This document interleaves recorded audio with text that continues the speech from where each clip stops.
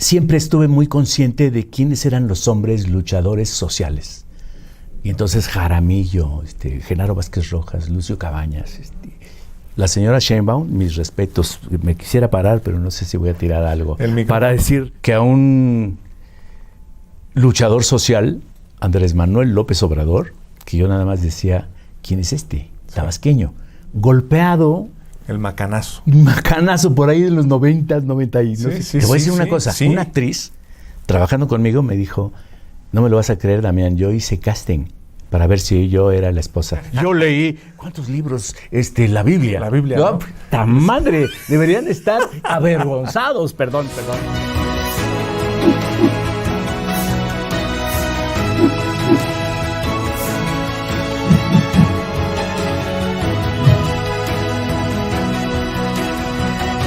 El día de hoy nos acompaña un activista social, un dramaturgo, un revolucionario que encontró en el escenario teatral y en la lente cinematográfica su modo de lucha y de protesta. Un michoacano que ha sabido conquistar el espectro actoral y llevado la expresión de la cultura popular mexicana a muchos rincones del mundo, enalteciendo a nuestro país y convirtiéndose en embajador cultural de México. Asimismo, ha sido un gran activista social. Ha levantado la voz y se ha convertido en embajador de la crítica social en la pantalla grande, rompiendo el status quo de una sociedad que, bajo el yugo de un sistema de opresión política y cultural, se había cegado a los problemas cotidianos y generó una opacidad bajo el filtro de la doble moral y el imperialismo cultural. Pero su papel más importante ha sido el de ser un actor social, combinando el arte, la cultura y la expresión actoral.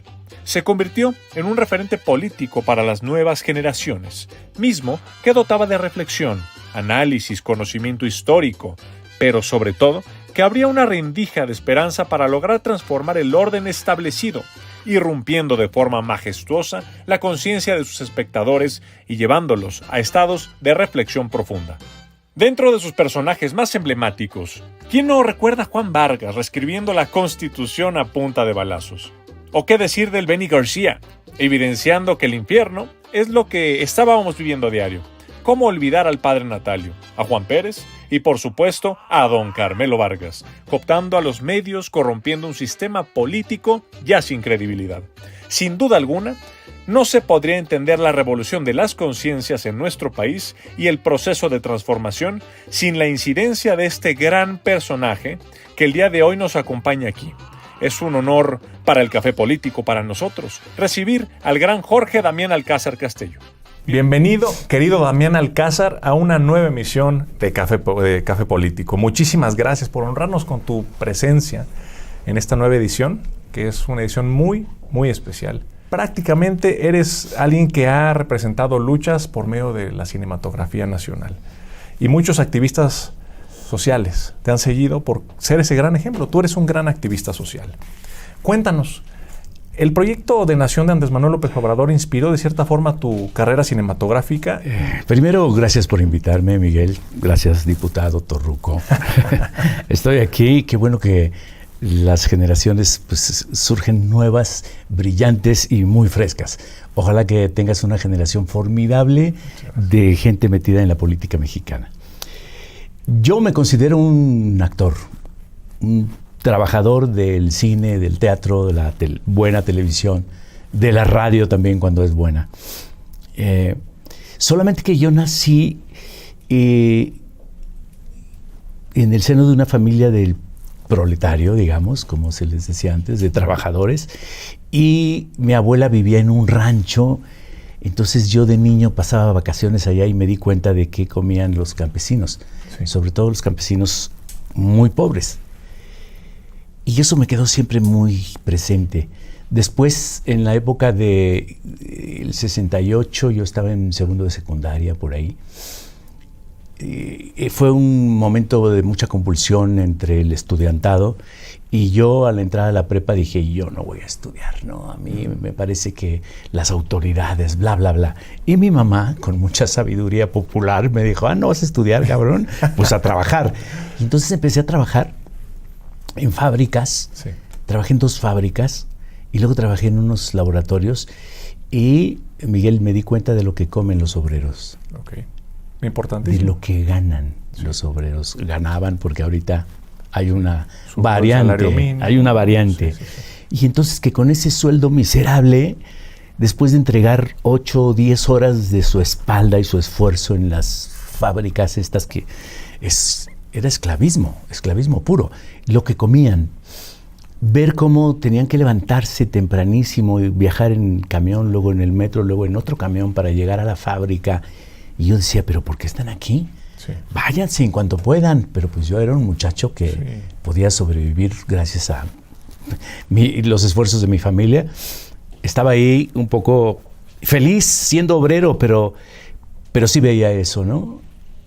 Y luego los veía en el metro, porque yo también me salía muy temprano para ir a mi trabajo, y los veía con esa cara de desnutrición y de tristeza y de un malestar interno, espiritual, físico.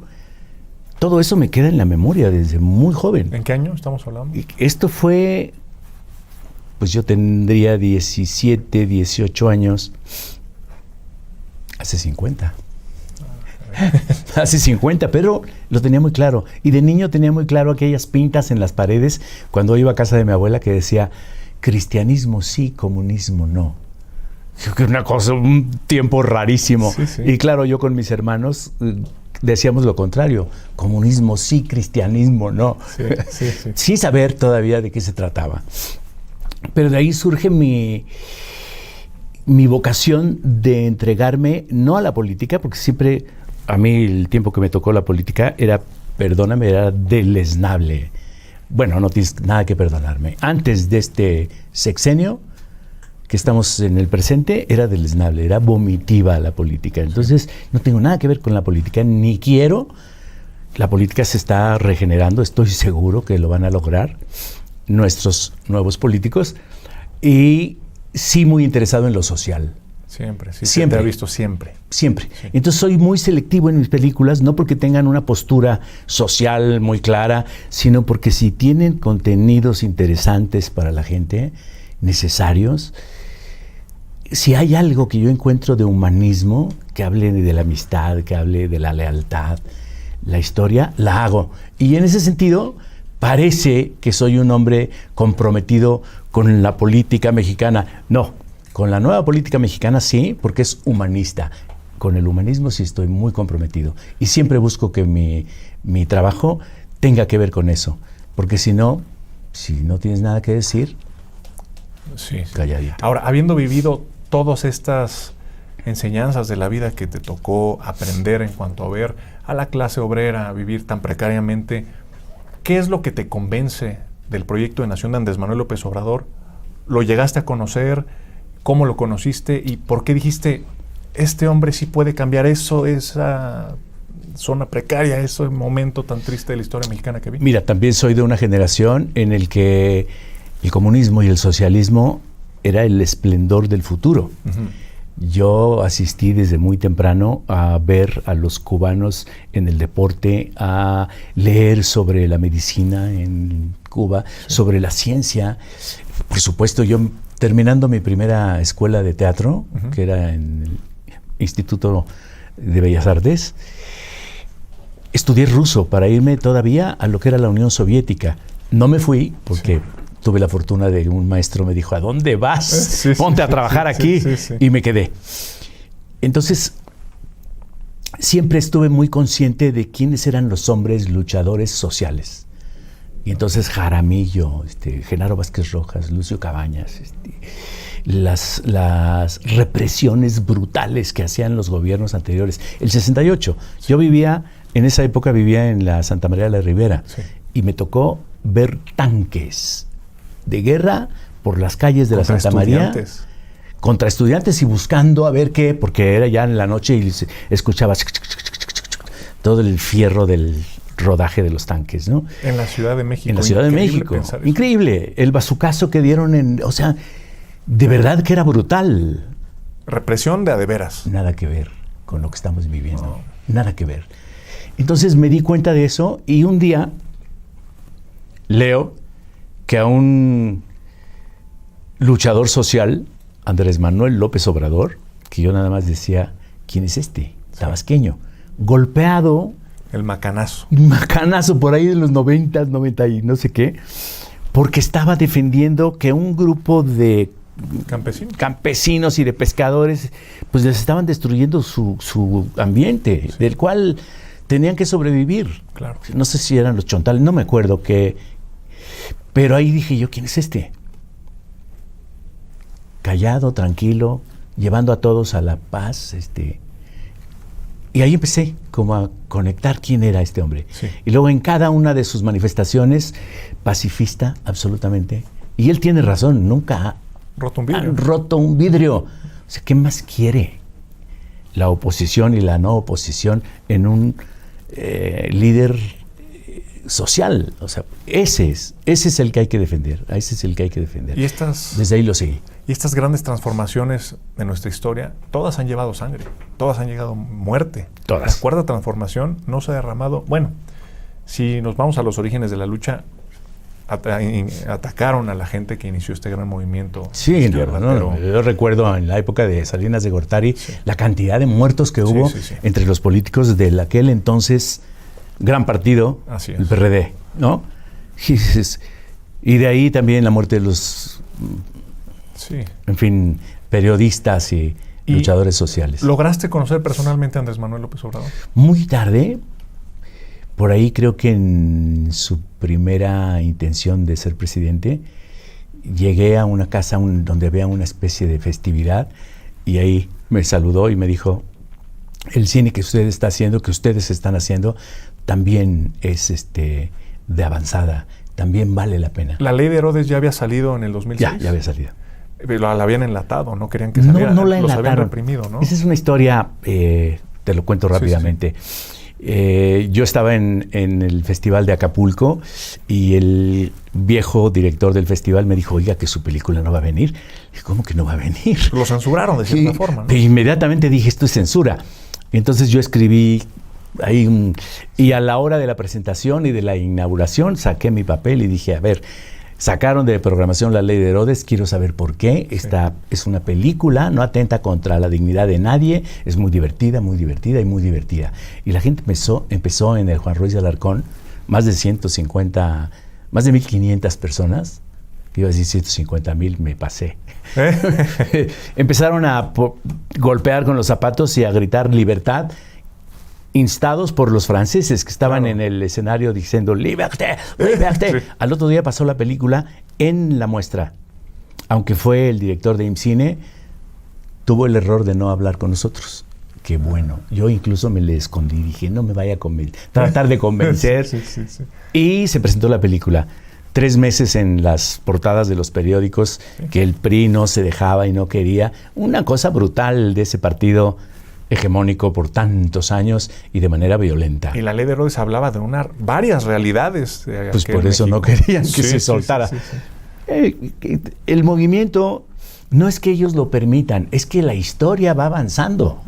No te puedes quedar. Y un país tan grande, con un pueblo tan maravilloso, menos. Tiene razón Andrés Manuel, lo último que le he escuchado decir, que estos gobiernos que son aferrados al poder y que se vuelven una dictadura, lo que hacen es hacer que un pueblo tome conciencia y se quiera sacudir. Así es. Como fue en la revolución, en la independencia, y como fue ahora. Esta revolución pacífica. Humanista, maravillosa. Hasta espiritual, diría yo. Hasta espiritual. Sí. Y más adelante, años más adelante, participaste de manera plena y activa en la construcción de la Cuarta Transformación. Podemos decir que tú eres parte de esa gran transformación como activista social. Participaste también siendo constituyente en la Constitución de la Ciudad de México, la primera Constitución de la ciudad. Te cuento rápidamente. Como saben que yo soy seguidor de López Obrador y que me parece el líder social, natural, más significativo de los últimos 100 años. Sí. Conste que lo estoy comparando con los Flores Magón, con los grandes presidentes que hemos tenido. Por supuesto que lo comparo con ellos. Me invitaron y yo estaba trabajando nada menos que en Colombia, en un proyecto muy grande. Sí. Y dije, perdón, pero no puedo, mire, la gente que me invitó, la verdad estoy ocupado, mi vocación no es la política, mi pasión es lo social, pero no soy ni quiero ser político. Sí. Mira, nada más es el nombre. Es que no quiero ser diputado, perdón, diputado. Diputado constituyente. hay gente que tiene vocación y sí, yo no, yo soy un actor. No quiero ganar de... No hay pago. Entonces menos voy. Dije, no hay pago, no. Bueno, pero no puedo, estoy trabajando los días que puedas. Y entonces me pusieron a mí, por supuesto que gané. Luego después me dijo, es que no pensamos que ganaras, por favor. No, sí, pues la gente me quiere mucho por mi trabajo. Es una realidad. Y entonces fui electo como diputado constituyente. Fui las veces que yo podía escaparme de Colombia para venir a la constituyente. Fui unas 3, 4 veces. Estaba ahí mi queridísimo amigo, maravilloso, iba a decir mentor, padrino, formidable, maestro, Héctor Bonilla, que en paz descanse. Paz descanse. Estaba Bruno Bichir. Yo dije, voy. De verdad, entrar a la Cámara y ver la manera en que se manejaban los demás partidos, era... olía feo. Sí. Y yo dije, no quiero. Entonces, cada propuesta maravillosa que había, la bateaban y decían que no. Me acuerdo de una fácil, que por favor, cerca de un mercado popular de la ciudad, no hubiera Walmarts ni de estas cadenas enormes, que por favor las pasaran, digamos, 1 kilómetro, 2 kilómetros alejados. Sí. Pues no aceptaban, ¿no? Okay. Luego nosotros dijimos, bueno, vamos, que los trabajadores, y esto sí lo quiero repetir hasta el cansancio, voy a luchar por eso hasta que me vaya. Y mi amigo Bonilla me convenció de esta, que los trabajadores de las tiendas departamentales, los policías, los guardianes de cualquier lugar, tengan un lugar donde sentarse. Los meseros, que tengan posibilidad de sentarse. Está bien, viendo hacia los comensales, no para acá ni con su celular, pero que se puedan sentar. Por humanidad. Es gente que se va a enfermar de flebitis y de cosas terribles estando más de 8 horas parados. ¿Tú crees que no se iban a hacer caso? Pues por supuesto que no. Que no pasaran los trailers y los camiones pesados en el tráfico, que fuera un horario especial para ellos, que se trabajara en las noches. Que el trabajo, porque la ciudad es una de las ciudades más pobladas del mundo y está muy activa. La señora Sheinbaum, mis respetos, me quisiera parar, pero no sé si voy a tirar algo para decir, porque ha manejado esta ciudad de manera formidable. Falta eso, que no dejen pasar a los trailers. Y me argumentaban ahí, el que antes era el jefe de gobierno de la ciudad, que pues era por los asaltos y que, bueno, pues que se arregle eso. Exactamente. Pero, por favor, no esos trailers, porque solamente entorpecen, crean un caos mayor y además hay mucha facilidad para tener accidentes. Sí. Entonces, que lo quitaran. Otra era, Miguel, que se puede trabajar desde casa. Un poco lo que nos enseñó la pandemia. Con tecnología. Por supuesto, una señora secretaria puede trabajar desde su casa con su computadora, sus teléfonos y todo, en lugar de salir a ver si llega a la oficina y agarrar el metrobús y toda apretada y entonces todo este caos terrible. ¿Tú crees que me iban a hacer caso? Pues por supuesto que no. O que nos iban a hacer caso porque eran cosas que nosotros proponíamos. Pues innovadoras, ¿no? Innovadoras. Creo que se consiguió algo, pero era terrible ver cómo nos decían que no. Y yo dije, ¿qué estoy haciendo aquí? Sí. Para empezar, yo si no tengo vocación política, estoy muy ocupado. Vamos a ver si más adelante se consigue. Yo espero que más adelante consigan que todos nuestros policías y nuestros meseros y los que te atienden en las tiendas departamentales tengan chance de sentarse. Por humanidad, como bien dices. Sí. Entonces, cosas como esas. Realmente no tenía mucho más tiempo, entonces dije, gracias. Pero ha sido parte de cierta forma esencial. Y ahora, a 4 años del inicio del gran proyecto del presidente de la Cuarta Transformación, ¿qué piensas de todas estas acciones que han venido emprendiendo en materia de infraestructura, economía, bienestar, que ha favorecido sobre todo a la popularidad de nuestro presidente después de un desgaste tan natural de gobernar. ¿Cómo ves todos estos proyectos del presidente Andrés Manuel López Obrador? Para empezar, ni modo que no crezca su popularidad si le vino a dar al pueblo frescura y posibilidades de una vida mejor, mínima. Pero, o sea, mínima, pero yo me acuerdo, por eso que te digo de mi conciencia muy temprana, ¿qué es esto de que suben $1 el salario mínimo o $2 y es un gran éxito para... Dices, perdón, $2, yo supe y sabía y sé lo que gana un obrero. Sí. Entonces, ¿cómo le subes $2 cuando el camión cuesta $2 más? O sea, claro. Entonces, claro, viene y hace cosas que ya te decía yo hace un rato caminando. Mis papás no consiguieron verlo llegar a la presidencia. Hubiera sido maravilloso para ellos. Y así, para muchísima gente. Sí. Para muchísima gente de todos los estratos sociales. Años de esperanza, años de lucha. De cambio porque sí, teníamos pero a puro perverso ladrón, salvo honrosas excepciones. Y hablando precisamente de cambio, ¿qué cambio ve Damián Alcázar de la dictadura perfecta a la cuarta transformación?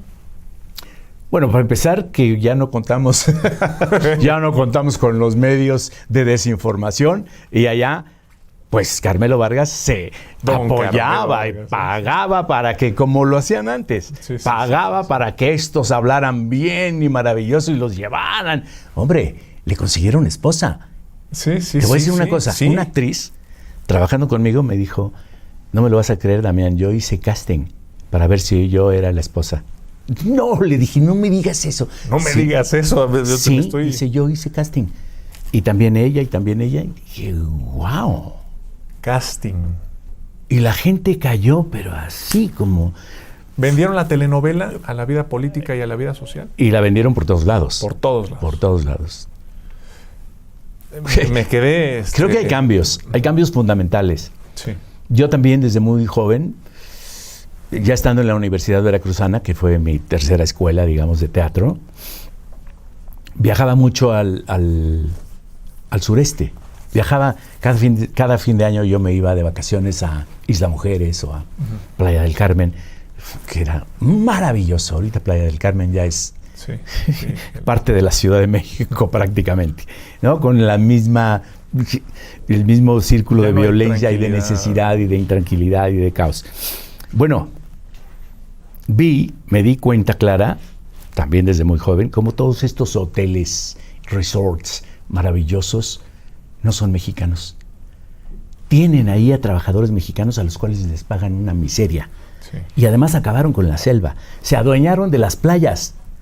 Y todavía me acuerdo de un político del norte que, qué bueno que ni me acuerdo de su nombre, que decía, esto ya es normal, hay que hacerlo legal. Y empezaron a regalar y a vender. Vengo de la Baja California, pues los norteamericanos son los que se adueñan de todas las playas y los mejores espacios. Y digo, perdón, hay que detener, esto es México. Sí. Ya no te hablo de las minas. Haciendo muchas películas en San Luis Potosí, el estado minero por antonomasia. Estamos orgullosos y dices, ¿y el oro y la plata quién se la lleva? ¿Y los ferrocarriles?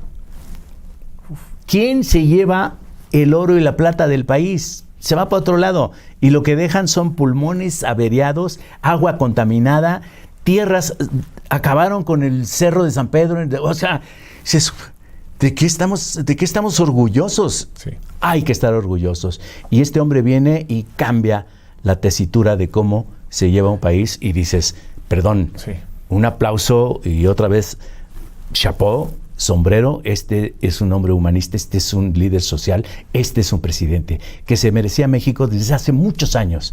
Aunque la derecha diga que no, vino a limpiarles la casa. Sí, cómo no. Si ha entrado otro de ellos...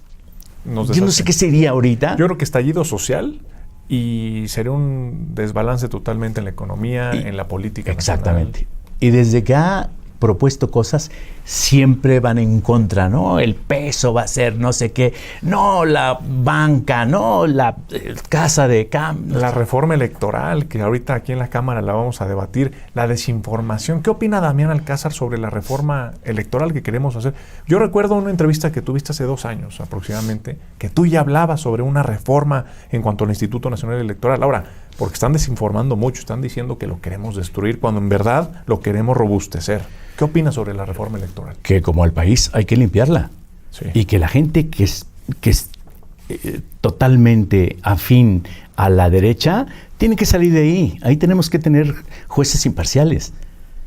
Y a estos que están, los eligieron los partidos de la oposición. Y por eso los están defendiendo, no por otra cosa. No por otra cosa. Pero te digo, les hace el favor el nuevo presidente de limpiarles el país. Déjenlo que limpie el INE. Va a ser bueno para todos. No lo va a destruir, no lo vamos a destruir. Por supuesto que no lo va a destruir, al contrario, nada más hay que sacar a la gente corrupta, a la gente tramposa. Y ya, que yo no acepte ganar como el presidente, sino porque yo quiero ganar más y me amparo, me parece lo más deleznable, inicuo, feo. O sea, esos tipos no deberían estar ahí, punto. Y esos tipos hablan de democracia. Y se reeligen. Yo fui a la marcha del día 27. Sí. Y fui porque dije, ¿cómo? Que los otros marchan para decir, y además en la desinformación absoluta, yo tengo que ir porque hay que dar la cara. Por momentos me quité el cubrebocas y la gente se me venía encima y todo, pero dije, es que así tiene que ser patente mi apoyo absoluto, total, inteligente, absolutamente informado de qué es lo que está pasando en el país y consciente de qué país tenía antes y qué país estoy viendo para las futuras generaciones. ¿Qué significó para ti marchar el 27 de noviembre con Andrés Manuel López Obrador? Primero eso, hacer patente mi apoyo a este hombre que solamente los que están desinformados no pueden entender, porque están desinformados. Porque si uno no atiende de voz del presidente lo que se está haciendo, que para eso están las mañaneras todos los días, después de caminar tantas horas, si yo no podía caminar, yo decía, Andrés Manuel López Obrador no va a poder avanzar. Y llegó. Se aventó todo las 6 horas. Terriblemente llegó, hizo su informe y hoy en la mañana ya estaba en la mañanera y dices, wow. ¿De dónde saca energía? ¿De dónde saca pila? De la pasión por el pueblo y de la pasión el amor por al pueblo. El amor al pueblo y de tratar de solucionar. Para mí fue eso, fue una fiesta también. Y cuando acarreados, perdón, pero mucha gente no tiene cómo venir. ¿Te dieron tu frutzi y tu torta? No, yo lo estaba esperando. Yo también. No, mucha gente no puede venir de San Luis Potosí o de Chiapas o de... Pues entonces le ponen porque quiere venir. Ellos mismos se organizaban, ellos mismos pagaban su boleto de camión y rentaban sus camiones. Te quiero platicar una anécdota pequeñísima, rápida. Yo estaba estudiando en la Universidad Veracruzana y de repente en toda esta faramalla que se hace para llevar a los gobernadores entonces una cantidad de gente y se le acerca un muchacho de la Universidad Veracruzana a una señora y le dice, oiga, ¿y usted por qué está aquí? Con su Boeing y su torta, ¿no? Pues que nos van a llevar a ver el mar. ¿No sabes qué cosa? Lucrando con la pobreza de la gente. Qué cosa terrible. Y era eso, regalar láminas, tinacos para el agua. Vengan, voten. Lonas con su cara para después usarlas como techo. Lonas, gorras, Ese era acarreado. Aquí yo vi una foto maravillosa que decía, aquí van los acarreados en el metro, un montón de gente en el metro con pancartas y que viene a la marcha. Esos son los acarreados. A mí me acarreó, por ahí leí un cartel maravilloso que llevaba una chica que decía algo así como, yo estoy aquí estoy acarreado por mi dignidad, por mi vergüenza, por la conciencia que tengo y por la memoria histórica. Por estas cosas estoy acarreado a venir a la marcha. Así. Y aparte vivimos un momento histórico y yo lo quiero recalcar. En 1821 entró el ejército trigarante a la Ciudad de México, triunfal, dando la independencia a la patria. Después Benito Juárez García entró en 1867 con la restauración de la República, triunfal también. Francisco Ignacio Madero en 1911 con la entrada triunfal de la Revolución Maderista, derrocando al dictador Porfirio Díaz. Y aquel día, 27 de noviembre del 2022, Andrés Manuel López Obrador, siendo presidente, ejerciendo como presidente constitucional de los Estados Unidos mexicanos, no se ha visto la entrada triunfal de un presidente con el respaldo popular. Increíble ese momento, ¿no? Y lo vivimos. Hay una conciencia del mexicano que qué bueno que se reavivó. Una de las cosas que me gusta de este nuevo gobierno es que vino unos en contra, otros en pro, pero vino a hacer participar a todos estos borregos que decían, yo ni voy a votar, no me importa, son iguales. Ahora no, ahora todo el mundo está en la... Ojalá que sigan así, gane quien gane, porque tampoco es, no, tenemos que ganar. Se gana por convicción y se gana por conciencia, ¿no? Ojalá. Eso me parece maravilloso. La democracia, pero que la oposición tenga proyecto de nación. ¿Van en contra de todo lo que hacemos? Pues es que ¿cómo van a poder tener proyecto de nación si nunca la tuvieron? Y comparado con un líder como Andrés Manuel López Obrador. Lo que pasa es que sí tiene que cambiar, pero ellos son los que tienen que cambiar. Claro. Tener realmente una propuesta y trabajar. Ellos no tienen proyecto de nación. No hay, pero deberían tener. Es muy sencillo. ¿Sí? Que se pongan a trabajar realmente en pro del pueblo mexicano, del país, de sus riquezas. Que no las vendan, no las dilapiden y no se hagan millonarios con él, porque ese no es ningún proyecto de nación. Esos son los proyectos, eso es saqueo a la nación y eso traición es un saqueo, a la patria. Absolutamente. Sin duda. Bueno, regresando un poquito al tema cinematográfico y siguiendo con nuestras analogías políticas, que está tan interesante la plática, tú, en tu más reciente trabajo, Poderoso Victoria, aquí en la pantalla grande, diste un ejemplo de cuando se quieren hacer las cosas y se tiene un sueño por lucharlo, se pueden alcanzar. ¿Qué mensaje busca transmitir esta nueva película tuya, Poderoso Victoria, al pueblo de México, como lo has hecho en las diversas películas que has... Mira, Miguel, es un poco lo que te decía. Yo soy muy selectivo para elegir mis proyectos. Aquí yo leí el cuento, que es una fábula, y realmente el resultado de la fábula, es decir, que las fábulas tienen una... ¿Cómo se llama esto? El resultado, ahorita me acuerdo. Una moraleja, gracias. Es trabajando en equipo, se puede conseguir hasta lo imposible. Sin duda. Y uno de los textos que tiene mi personaje es: lo imposible solo tarda un poco más en conseguirse, ¿no? Pero eso es lo que yo leí. Yo no te puedo asegurar que el creador de este cuento maravilloso, de esta película que es muy bonita, que tiene... ¿Cuándo está en cines? Ya está en cines. Ya está en cines. Que tiene toda la fantasía del cine antiguo y que tiene visualmente es riquísima. Realmente les va a gustar a los niños de 6 años para arriba y a los niños de 96 años para abajo. Poderoso Victoria. El Poderoso Victoria. Él escribió un cuento y la audiencia puede tener muchísimas lecturas de este cuento. Okay. No puedo asegurarte que él tenga una postura... no, ahí cada quien, ¿no? Pero la gente sí va a sacar conclusiones. Y eso es lo más importante. Un pueblo que se ve ya, ahora sí que desasido de su tren, pues se va a desbandar, se van a ir. Sí. Y eso es la realidad. Había pueblos en donde cruzaban los trenes y no había carreteras para llegar al pueblo. La única opción era por ferrocarril. La única opción era por ferrocarril. Se murieron todos esos pueblos, se secaron y la gente de ahí se fue a las ciudades grandes o se fue de mojado o se fue al narco. Porque se quedaron sin nada. Prácticamente lo de la película del infierno.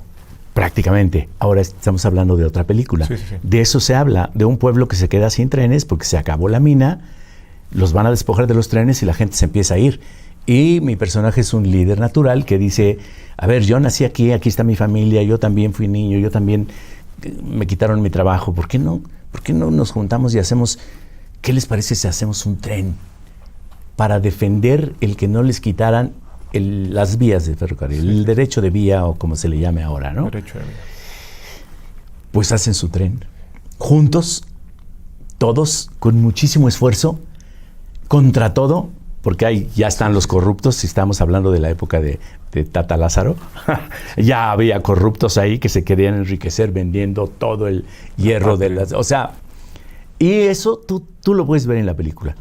Entonces, no tiene nada que ver, no es una propuesta, simplemente tú tienes un cuento interesante y de ahí sacas conclusiones, ¿no? Como leer El Quijote de la Mancha, sí. Mira nada más hasta dónde lo mandé, sí, al poderoso Victoria, que tú lees El Quijote de la Mancha y es la sabiduría, molinos, la sabiduría absoluta, sí. en este caso, pues, del hispanismo, ¿no? Ahora, en El poderoso Victoria, como bien lo dices, se toca el tema de los ferrocarriles. ¿Qué opina Damián Alcázar del Tren Maya y de esta propuesta que tenemos aquí en la Cámara de Diputados del regreso del tren de pasajeros a México? Creo que uno de los errores, por llamarle así, o de los detalles que olvidaron, fue informar a la gente. Lo que pasa es que también por dónde, aquí estoy en tu oficina, ¿por dónde chingados vas a informar a la gente de lo que estás haciendo? Sí. Entonces, claro, no, había desinformación absoluta. Ay, se va a acabar la selva, están destruyendo los cenotes, están Yo te hablaba de cuando viajaba al sureste, sí, y que se acabaron las selvas, se acabaron se agarraron las playas, quitaban los vestigios mayas y se los llevaban a sus ranchos, o lo que tú quieras, ¿no? Que nadie nunca dijo nada. Y se sigue haciendo en muchísimas partes del país. Y ahí los desinformados, sí, yo los entiendo. Si yo estoy desinformado, sí digo, ¿cómo? Te van a deshacer la selva, ¿no? ¿Cómo? Van a matar a todos esos animales, van a deshacer la selva. Cuando ya sale esta protesta, evidentemente empiezan a informar con mucho más transparencia, claridad y en grande de qué se trata. Y hay especialistas que están cuidando perfectamente cómo, por dónde están salvando los vestigios mayas. Los pasos naturales. Pasos naturales, que eso... Y qué bueno. Y yo vengo ahorita, prácticamente hace 15 días estaba yo en la Baja California. Y allá pensando yo solito decía, yo pondría un tren desde Tijuana o desde San Diego, para que los gringos se suban también, hasta Los Cabos, tocando todos los puntos maravillosos que tiene esa península, que es extraordinario. No sé si conoces, pero todos los mexicanos deberíamos conocer. Sí, sin duda. Y el tren sería formidable para conocerlo. Y te llevarían a Valle de Guadalupe si eres buen catador, o te llevarían a Mulegé, o te llevarían a comer delicioso, y meterías a ese estado en una bonanza económica tremenda, que necesita. Sí. La necesita, y el desierto es hermosísimo. Sin duda. Con muchísimas variantes que uno, si es observador, disfrutas las noches ahí estrelladas. Los hoteles podrían crecer económicamente, y evidentemente cuidando por dónde pasa el tren, de dónde, sin destruir. Ahora, Europa, Asia, todos los países del mundo tienen una vía ferroviaria formidable, de pasajeros, de carga. ¿Por qué en México no? Porque a un idiota se le ocurrió venderlos. Y después fue a trabajar para ellos en el extranjero. Estamos hablando del mismo. Del mismo. Ernesto Zedillo, si nos está escuchando, está el pueblo mexicano dolido, la verdad. Muy dolido. Muy dolido. Nos desalojaron de las vías férreas. Y ahora privatizaron y no tenemos transporte ferroviario de pasajeros. Y estábamos acostumbrados a quedarnos callados. Sí. Solamente algunos decían, ¿cómo? ¿No? Ahora, ojalá que así siga el pueblo mexicano, atento y combativo, en pro o en contra, no importa, pero que esté activo. Informado, porque los desinformados... Sí, cómo pesan. Sí. Ahora, esta propuesta que tenemos del regreso del tren de pasajeros la estamos impulsando con toda la fuerza, pero vamos en contra de muchos poderes, desafortunadamente. Y el presidente Andrés Manuel López Obrador no puede con todo. Él empezó la gran transformación, nos va a dejar 2,000 kilómetros ferroviarios modernos. A la siguiente presidenta de la República o lo que sea, ¿qué mensaje le darías para que regresen esos trenes de pasajeros a la nación? Al presidente o a la presidenta, que yo creo que va a ser una mujer o un hombre formidables, va a tener que continuar con esta transformación y esta limpieza del país y levantar a los estratos más pobres hacia arriba. Sí, el tren es maravilloso.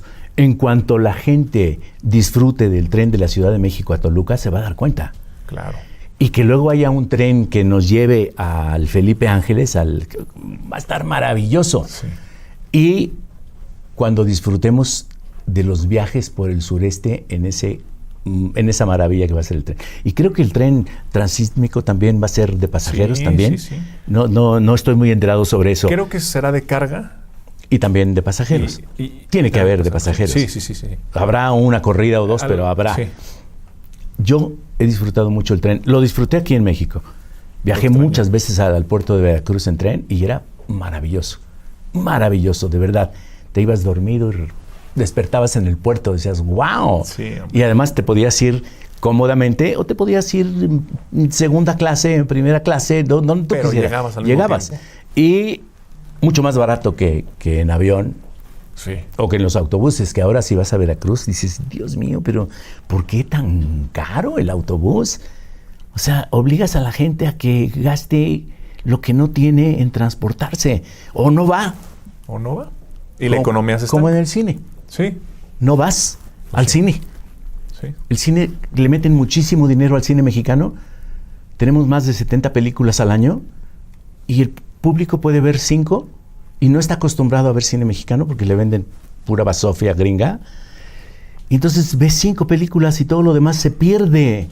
Necesitamos pantallas, necesitamos cinetecas en todo el país. Ese es el respaldo que necesitamos del gobierno. Pero yo sé que hay prioridades en este país. Primero, que nuestra gente coma y que eleve su estatus, aunque sea un poquito, su calidad de vida. Y luego ya veremos el cine, que además es carísimo. Sí. Carísimo no solo de hacer, de ir al cine. También. Un obrero no puede ir al cine con su familia. Ya no te digo un campesino. Sí. Jamás va a ir al cine ni va a llevar a sus niños al cine. Entonces, ¿qué están peleando los compañeros míos que dicen, no tenemos apoyo? Apoyo hay. Pero donde lo requerimos realmente, y eso se los quiero hacer saber a todos, es en pantallas. Todo el cine que tenemos que venderlo para que se recupere, para ser autosustentables, porque de eso se trata. No de gastarnos un dinero que no hay en el país en hacer... Y más con tantas necesidades. Con tantas necesidades. Así pero es. Perdón, No, es que qué interesante interrumpí. la va, querido. Y también, a ver, estoy seguro, muy seguro, que el señor presidente Andrés Manuel López Obrador está viendo esta entrevista. Si lo tuvieras enfrente, que lo tienes en este momento, ¿qué le dirías? Yo le daría un abrazo y le diría... yo no sé si estás enterado. Él dijo, Damián Alcázar es el mejor actor. Claro que sí. Yo lo dudo mucho. Pero lo que no dudo es que él es el mejor presidente que hemos tenido en muchísimos años. Pero le diría, siga, ya vio, el día 27 lo vio, tiene el apoyo del pueblo. No se preocupe por los que no tienen un proyecto de nación. Tendrán que hacer un proyecto de nación. Usted va muy bien. Y yo estoy seguro que la gente que está alrededor de él, ojalá no le pase como a Correa en Ecuador, la gente que llegue después de él al relevo, ojalá que también siga. Entonces yo creo que va a dejar el camino listo para que los demás continúen con sembrar, construir y disfrutar la democracia real y verdadera. Democracia de todo tipo. Porque la democracia se alaraquea mucho, pero cuando tocas la democracia económica, ahí sí se cierran y dicen, no. El dinero es para nosotros, la democracia. La reforma del INE. Ahí está. Están asustados. Exactamente, están asustados con la reforma del INE. El INE, pues nada más se trata de ahorrar. ¿Por qué tan caro? De las democracias más caras del mundo. Somos el país más caro en democracia. Sí. Dice, ¿cómo pagamos más? ¿Qué cuesta más mi voto que el de un gringo? Qué cosa rara, ¿no? Sí. Y allá son más. Y son muchísimos más. Entonces me parece que hay que limpiar la casa por ahí. Ahora, estimado Damián, ¿ves que la Cuarta Transformación llegó a México a romper paradigmas y lo sigue rompiendo? ¿Tú crees que romperá un nuevo paradigma y la Cuarta Transformación guiará a nuestro país a tener a la primera mujer presidenta de la República de nuestra historia? Estoy seguro. Porque además, no me lo van a creer, pero a partir de este sexenio, la mujer está mucho más empoderada en la sociedad, en la política, en la economía, en el país. Nada de que lo que dijo aquel otro idiota que tenemos lavadora de 2 patas, o sea, De 2 piernas, perdón. No, nunca dijo perdón. O el otro que dijo la señora de la casa y no sé qué tanto. Yo no soy la señora de la casa, no sé cómo está la tortilla. Yo leí, ¿cuántos libros? La Biblia. La Biblia, ¿no? ¡Ta madre! Deberían estar avergonzados, perdón. Pero bueno. Querido Damián, muchísimas gracias por habernos acompañado a esta espectacular emisión de Un Café Político. Y yo no quiero que termine esta entrevista sin antes regalarte este pin que me lo dio el mismísimo gobernador Sánchez. Y sé que te traerá mucha suerte. Hombre, caray, mi querido Pedro. Pedro Armendáriz, gran actor. Está padrísima. No, está padrísimo. Muchas gracias, en verdad es un honor. No, ya fuera de broma y de esa... Gracias. Esa de que retomamos aquella escena de... Me lo voy a poner en un sombrero. ahí sí me lo voy a poner. No, con mucho cariño. Te agradezco. Y nada, al contrario, gracias por estar aquí. Te apreciamos muchos mexicanos. Te admiramos y sobre todo estamos muy contentos de que sigas haciendo ese gran trabajo, esa gran actuación y sigas poniendo el nombre de México en alto. Muchas gracias. Tu abuela, una belleza espectacular. Gracias por recordarla. Gran mujer en el cine Muchas mexicano. Gracias. Después ya supe que en la política, tu papá también. Muchas gracias. Que yo los vi en el cine, mucho. Los vi en el cine. Muchas gracias, querido Damián. Pues aquí estamos. Damián Alcázar, el gran Damián Alcázar. Muchas gracias. Que sea la primera de muchos Café Político. Gracias. Hasta luego, pues esta fue una gran emisión de Café Político. Estamos muy contentos y no se pierdan los siguientes capítulos. Hasta luego y muchas gracias.